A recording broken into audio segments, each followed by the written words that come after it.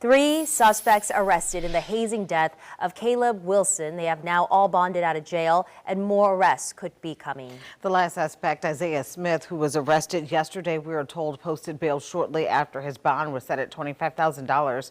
WDSU Shay O'Connor joins us live from Suno, where preparations are underway for a vigil set to take place there tomorrow. Shay. Good evening to you, Gina and Stella. Yeah, tomorrow at around 1, there will be a vigil here at Suno. This is we're finding out more in-depth information about what happened that February night in Baton Rouge, and that also there are more arrests that could follow.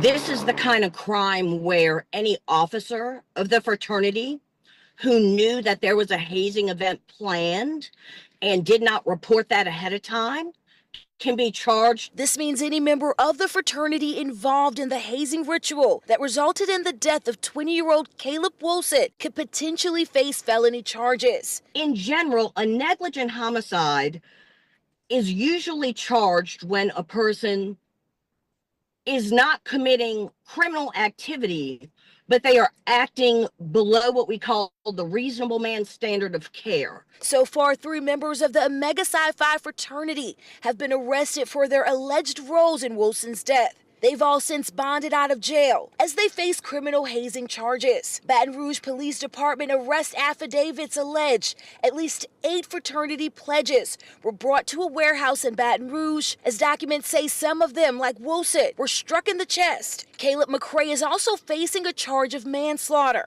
Attorney Matt Coleman says one potential defense under this Louisiana hazing statute is that the fraternity members did not know their act that night was going to lead to Caleb's death.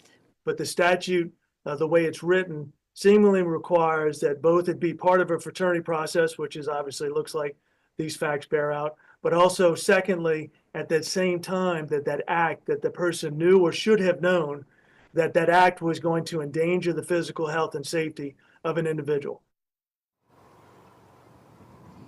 And attorneys tell me that most likely this case will be prosecuted under the Max Groover Act. You may recall in 2017, he was a freshman at LSU when he died during a hazing incident. You can visit our website, WDSU.com, for more information on this, along with that timeline. Reporting live from Suno, Shay O'Connor, WDSU News.